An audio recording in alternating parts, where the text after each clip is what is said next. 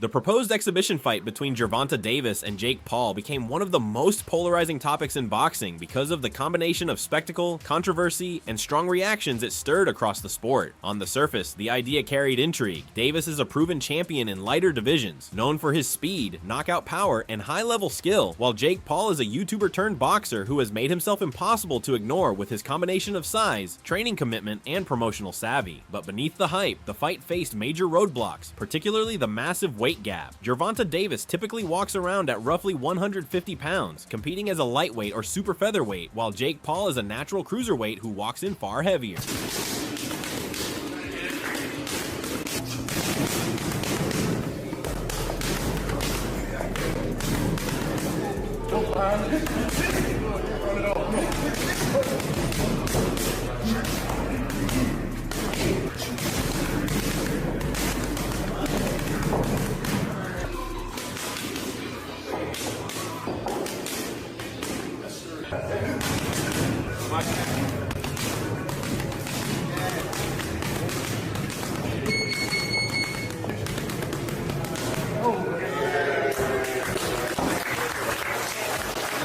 Jake Paul, despite acknowledging Davis's talent, projected confidence in himself. He said that his positivity and self-belief had carried him through 5 years of training and improvement, and he highlighted the fact that he has never been knocked out in countless sparring sessions. For Paul, this fight wasn't just about skill, but about proving that belief and discipline could make the difference.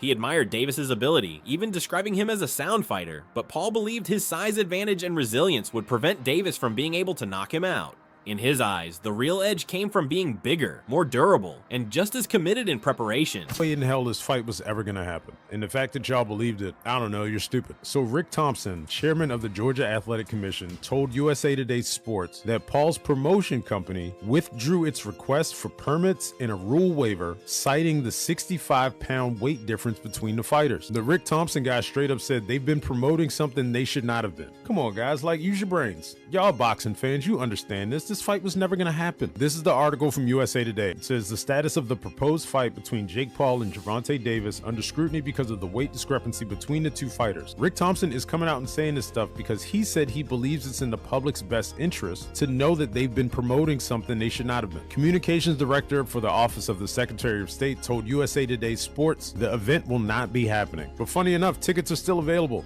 You could still purchase them online, and the fight is still listed on the State Farm Arena. But many voices in boxing rejected the premise outright. Rick Thompson, chairman of the Georgia Athletic Commission, publicly stated that Paul's promotion company withdrew its request for permits and a rule waiver because of the staggering 65-pound weight difference. Thompson told USA Today Sports that the fight was essentially being promoted under false pretenses and that it should never have been pushed to the public as a real possibility. His words were blunt, emphasizing that sanctioning such a matchup would not have been in the public's best interest. Gervonta Davis and Jake Paul both let everybody know that the location for their exhibition fight has changed from Atlanta to Florida. And let me tell you, it wasn't because Jake Paul just woke up in the morning and decided that he was going to change the venue. No, it was because of politics once again getting in the way of a Gervonta Davis fight. The amount of times that local small politicians play around with Gervonta Davis and Gervonta Davis's fights is at the point of being ridiculous right now.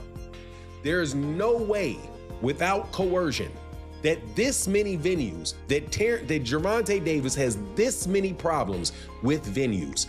But this time, it wasn't a problem with the venue, it was a problem with the state of Georgia. Now, before I get into it, let me welcome you back to the channel. If you are new to the channel, please accept my invitation to hit the subscribe button and hit the bell icon so you can be notified of when we release more videos. And if you're a longtime subscriber and supporter of the channel, thank you so much. And thank you to everybody that supports in the super thanks of the videos like this. It's a little $ by a comment. And thank you to my guy that did it yesterday with the big $5 holler. Thank you so much, man. I'll thank you directly in in the video, but let's get to this because I'm sick of this, man. Every single solitary time, well, over the last 2 years, pretty much, and I'm saying this because I believe this to be true, pretty much since Gervonta Davis started having an argument with Turkey Alex. Reactions from fighters and analysts captured the split in how people saw the matchup. Former champion Chris Algieri praised Jake Paul's role in boxing, stressing that even if Paul is not a world champion, his promotional efforts brought in fresh fans who otherwise would never have paid attention to the sport. Algieri said that Paul has turned fights into crossover events, drawing interest from casual viewers and celebrities, which gave boxing a new type of energy. But it's mostly win-win for him. Right. So what does Gervonta Davis? Hold on. I gotta respond. That's what I want, Chris. Go ahead. I didn't even get to talk. Please. So, what has he done for the sport? I mean, manufactured or not, he went out there and he performed and he got knockouts and people tuned in. Boxing fans tuned in. And you can talk about that shoe fight and that shoe. They're not boxing fans. Gervonta Davis sold pay-per-views to boxing fans, and he got boxing fans to come to fights, which is so needed. Desperately needed. They in this day and marketed age. him that way. You can market anybody. You can market it that way. You can market it that way. And champ, you should know better because you and I were very marketable and never got any marketing except as opponents for high-level fighters. And you should know that. They talk about great white hypes and all this other stuff. No, that's absolutely not true. They manufacture what they want to manufacture. Shakur Stevenson can be marketable. He's not ghetto enough. Andre Ward was very marketable. He's not ghetto enough. Why do black fighters only get marketed when they're quote-unquote ghetto, when there's class guys who you can market as great examples? Shakur Stevenson, Andre Ward, so on and so forth. Yeah, I'm going to say it. Yeah, I'm saying it. People complain because I'm too real, and I'm going to be honest. Why could Ray Leonard be manufactured as a... I don't even want to use the word manufactured because Ray Leonard actually was legit. Great fighter. But Ray Leonard promoted as the class guy, and it worked. Why could you do it back then, but now you can't do it? Andre Ward was gold medalist the same way, class, could speak, mature, poised, could fight his ass off. Why didn't you market him the way you marketed Ray Leonard? What happened between 1976 and 2004? Why are you marketing only? Two letters. Why are you marketing only Thug Life? Why? And I'm not saying, okay, I wasn't a part of this because I was a big fan of the hip-hop gangster rap generation and all this other stuff. But as a 44-year-old, you start to realize the concept of the entire scope of things. Why are you not marketing guys like Shakur Stevenson more? Why are you marketing this guy who doesn't want any of the smoke? Shakur has wanted all the smoke. This guy doesn't want any of the smoke. At the same time, others zeroed in on the imbalance between Davis and Paul. Analysts noted that Davis's speed and boxing IQ could potentially embarrass Paul, regardless of size, since Davis has fought elite champions while Paul's resume remains limited. These voices argued that the real story wasn't about promotion, but about skill, and Davis's elite-level talent could shine through against an inexperienced opponent. But critics countered that Davis's power, which has destroyed smaller opponents, would not translate against someone Jake Paul's size. Before I say any comment about it, my question is, what's the rules? And like, are they gonna actually try and knock each other out? Because it's gonna be a glorified sparring match. I'm not watching, dude. I don't give a fuck. Jake's gonna have a hard time hitting him. Yeah, You know, big time. Gervonta's so fast and and skilled. Gervonta's gonna eat his. I thought guts. Jake was gonna fight Anthony Joshua. That seemed. No, that was actually getting. That is sounded the more craziest interesting. idea I've ever heard. Jake Paul trying to fight Anthony Joshua is, crazy. Not a sanctioned professional bout. This means the fight will not count towards either fighter's professional records. So it's still being finalized. Yeah, I don't like that. I don't like So that. what is so behind the scenes? You think there are things like, hey, we Yes. don't punch each other in the jaw? Yep. Or don't go. We can punch in the face, but don't go for broke. Like, don't knock me out. Really? It's an exhibition. That's so not they very can get away interesting with to it. me. No. Until I find the rule sets, but when I hear exhibition, I'm like, okay. Jake is bodied up, man. He's big. Yeah, Probably has 100 pounds on Gervonta. maybe. I'd say Gervonta probably walks at 150. Oh, he's so small. He's so small. I mean, he's really small. Bring up Gervonta Davis next to Floyd Mayweather, because I've seen Floyd in person, and he's tiny. You've seen Floyd in person. I've worked with Gervonta and Floyd. Tiny. Well, Floyd dude. likely has shoes on there. Oh, dude, he's so small. He's tiny, guys. Yeah. I mean, he's so small. Wow. Former champion Shawn Porter gave a different perspective. He defended Davis's decision to step into an exhibition with Paul, framing it not as selling out, but as securing financial stability for himself and his family. Porter pointed out that exhibitions do not impact official records and often come with safety agreements that limit risk, while the financial rewards can be life-changing. Porter emphasized that fighters have short careers and must seize opportunities that provide exposure and paydays, even if purists disapprove. In his view, Davis taking such a fight is simply a practical move, ensuring long-term security while also entertaining fans. To recognize, this is one of the top 5 fighters on the planet. He might be top 3. Yeah. You can make a legitimate argument for him being 3, 1, or whatever. Frank Martin, props to him, came into the fight 18-0, 12 knockouts. Clearly did not have the power to keep Gervonta Davis from stalking him from opening tap. That's what he did. He stalked him and stalked him and stalked him, okay? Frank Martin caught him with some good shots. Gervonta Davis kept coming. So he can punch. He's a knockout artist. He can box. He's not given enough credit for it, okay? He closes. He finishes. Once he smells blood, he's like a shark in blood-infested waters, Molly. He will finish you, okay? And by the way, he is an elite boxer. And so the time has come. Chael Sonnen, known for his blunt takes, criticized the promotional direction of the fight. He pointed out that many expected Jake Paul to fight Anthony Taylor next, not Gervonta Davis, and described Paul's pivot as blindsiding the public. Sonnen stressed that Tank Davis is not a natural salesman when it comes to promoting fights, and without Paul's marketing machine, the matchup would never generate mainstream buzz. He contrasted Davis's legitimacy as a fighter with Paul's ability to craft narratives that sell, describing it as a kind of partnership where one side provides skill and the other provides spectacle. But Sonnen also highlighted Davis's lack of promotional ability, suggesting that Tank struggles even to sell fights in his own division. It is the exact opposite of Anthony Joshua versus Jake Paul for 2. So the fight that was being dangled and rumored in front of us, the exact opposite has happened. The opposite of fighting Anthony Joshua is not fighting nobody. The opposite of fighting Anthony Joshua is fighting Tank Davis. Okay. So, there's one big glaring issue for me. It's just your partner being Tank Davis. Tank is not the guy that knows how to sell a fight. Tank cannot sell a fight in his own division. It could be a title fight, a contenders fight, a main event fight. He could be the favorite, he could be the underdog. Tank doesn't know how to bring that information to you guys in a way that is compelling. And Tank is already blinking in this situation. You have one guy who is argued amongst the pound for pound current greats in boxing. You have another guy that has suggested he should not even be allowed to box, that he should have to call it something different. He should not be licensed. He should not be ranked in the top 14. He should never be selected for a world title. Okay. Now,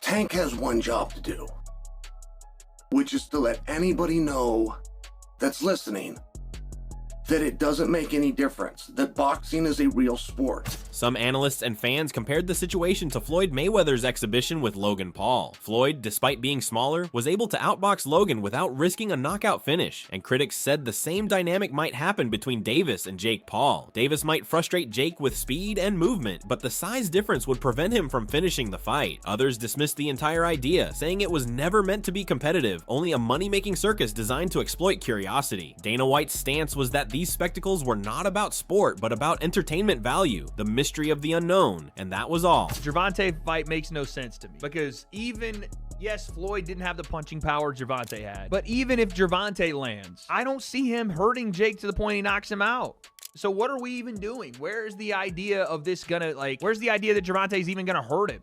He may hurt him to the body, whatever. Jake doesn't want to throw as much, but I don't see him one punch knocking Jake out. And, the same thing was kind of said with Logan. Like, okay, Floyd probably won't knock him out, but probably going to outbox him. I get where Dana's coming from. These things are not meant to be competitive fights. They're meant to make money and to, I guess, scratch that itch of the circus mystery unknown. And Gervonta, I think, hits way harder than fucking Floyd, but he's too small. I mean, your brother's going to be able to, you know, get inside on him, put his weight on him, tie him up.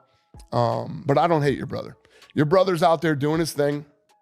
But it cracks me up that they want to start suing people that are talking shit when your brother talks more shit than anybody talks. I think the thought process behind it is, okay, so Jake and I are obviously pretty polarizing individuals, and when an echo chamber starts and a rumor mill starts of like staged fight bullshit, which like these fights aren't staged, you know, that's just, it's at that level, it's like almost impossible.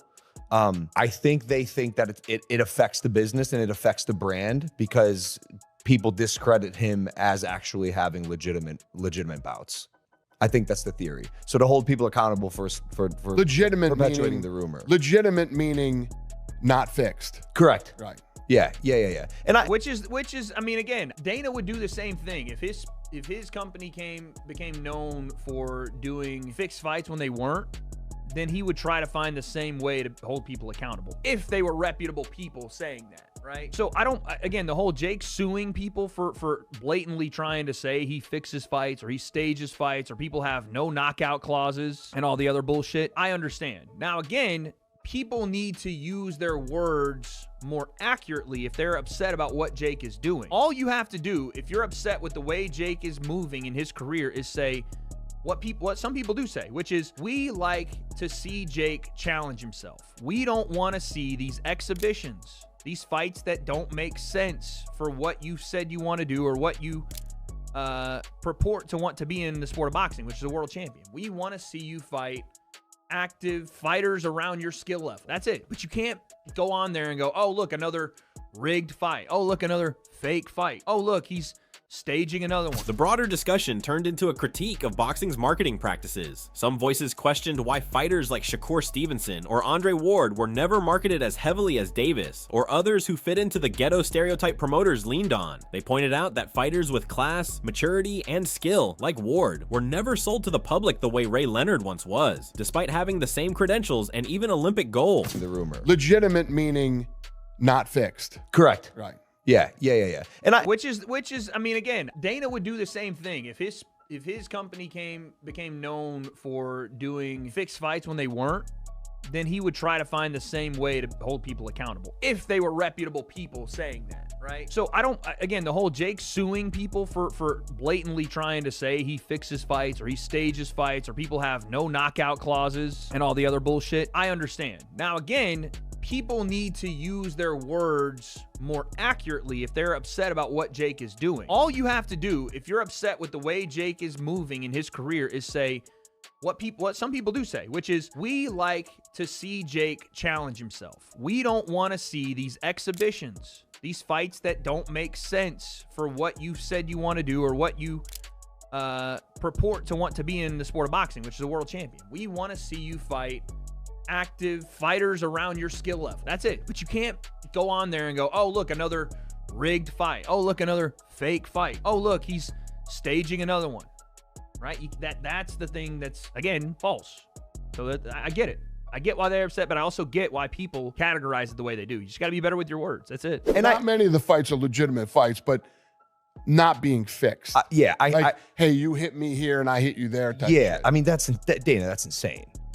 I agree. Like, let's choreograph. What are you gonna do? What are you gonna do if people are fucking saying stupid shit? People say dumb shit about me, my business, all the time. True. Reactions also included skepticism from fans and media who questioned whether the fight had any rules that would make it worth watching. Some speculated that it would be a glorified sparring match with agreements not to go for knockouts, which killed their interest. Others joked about the absurdity of Jake Paul calling out Anthony Joshua previously, saying that if Davis was unrealistic, the idea of fighting Joshua was even more ridiculous. They're trying to make it safer and all those sorts of things, but there's still this pureness to boxing that really doesn't exist in sports anymore, but it's still there with boxing. I think that's why people have such a problem with this kind of move from Tank Davis. Is it more the heart? How do you guys feel being boxers? Man, like once you hear the numbers, I'm like, they're talking like I don't know the official one. They're talking about like 100 mil. Oh damn. Like, they're talking about these insane numbers. Like I'm gonna be like, don't take that. I'm not gonna tell another man not to take that type of check, especially for something like that. It's not on your official record. It's an exhibition. I'm not gonna lie here and act like I'm not gonna say yes to 100 million or something like that. But I do see exactly what you're saying about the essence of boxing. I wish they would kind of separate a little more because exhibitions have always been a thing. There's always been an argument. Right.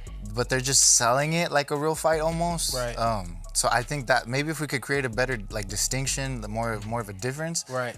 There might be less hate on it, but at the end of the day, man, I'm not gonna tell Tank not to take that fight.